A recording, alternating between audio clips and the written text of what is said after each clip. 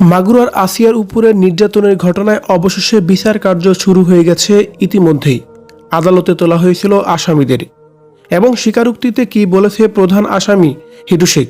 সব দোষ নিজের কাঁধে নিয়েই ছেলে বউকে বাঁচিয়ে দিয়ে একই বলছে হিটু শেখ, যা জানলে যেন আপনিও অবাক হবেন। ভিউয়ার্স, এই বিষয়ে জানতে সম্পূর্ণ ভিডিওটি দেখে সঙ্গে থাকুন, সেই সাথে ভিডিওটি শেয়ার করে সবাইকে দেখার সুযোগ করে দিন। ফাঁসি দিয়ে একবার মাগুরার আদালতে স্বীকারোক্তিমূলক জবানবন্দি দিয়েছেন আসিয়ার ধর্ষণ ও হত্যা মামলার প্রধান আসামি হিটু শেখ। তার বয়স 47। শনিবার 15 মার্চ তাকে মাগুরার সিনিয়র জুডিশিয়াল ম্যাজিস্ট্রেট সব্যসাচী রায়ের আদালতে হাজির করা হয়। বিকেলে তার জবানবন্দি রেকর্ডও করা হয়। মাগুরার অতিরিক্ত পুলিশ সুপার মিরাজুল ইসলাম বিষয়টি নিশ্চিত করে বলেন, বিকেলে শিশু ধর্ষণ হত্যা মামলার প্রধান আসামি হিটু শেখের জবানবন্দি নেওয়া হয়েছে। তিনি স্বীকারোক্তিমূলক জবানবন্দি দিয়েছেন। তদন্তের স্বার্থে এই বিষয়ে বিস্তারিত পরে জানানো হবে। জবানবন্দি শেষে তাকে কারাগারেও পাঠানো হয়েছে। মাগুরা আইনজীবী সমিতির সাধারণ সম্পাদক শাহেদ হাসান টগর সহ সংশ্লিষ্ট একাধিক সূত্র জানায়, 164 ধারায় হিটু শেখের জবানবন্দি নেওয়া হয়েছে। হিটু শেখ একাই এই ঘটনার সঙ্গে জড়িত জানিয়ে বলেছেন, আমি এই কাজের সঙ্গে একাই জড়িত ছিলাম, আমার সাথে কেউ কোনো সঙ্গ দেয়নি।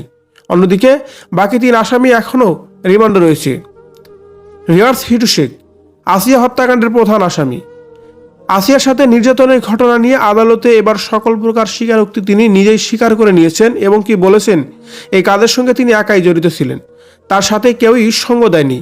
এখন প্রশ্ন দেখা দিয়েছে, তাহলে কি তার বাকি ছেলে এবং বউকে বাঁচিয়ে দেওয়ার জন্যই এমন কথা বলেছে হিটু শেখ? সব দায়ভার কেন নিজের কাঁধে নিয়ে নিচ্ছেন তিনি? এমন প্রশ্ন দেখা দিয়েছে এখন সোশ্যাল মিডিয়ায়। অন্যদিকে আসিয়ার সাথে নির্যাতনের ঘটনায় তার ছেলে এবং তার বউ যে জড়িত আছে এটা কিন্তু স্পষ্ট।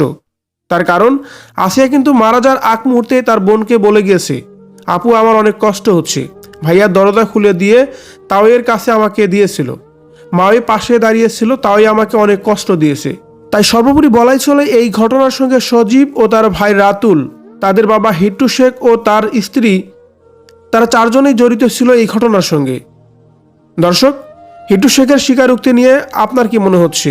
তার বউ এবং তার ছেলেদের বাঁচিয়ে দেওয়ার জন্য কি সব দোষ এবং দায়ভার নিজের কাঁধেই নিয়ে নিচ্ছে? এ নিয়ে আপনার মূল্যবান মতামত কমেন্ট করে জানিয়ে দিন কমেন্ট বক্সে।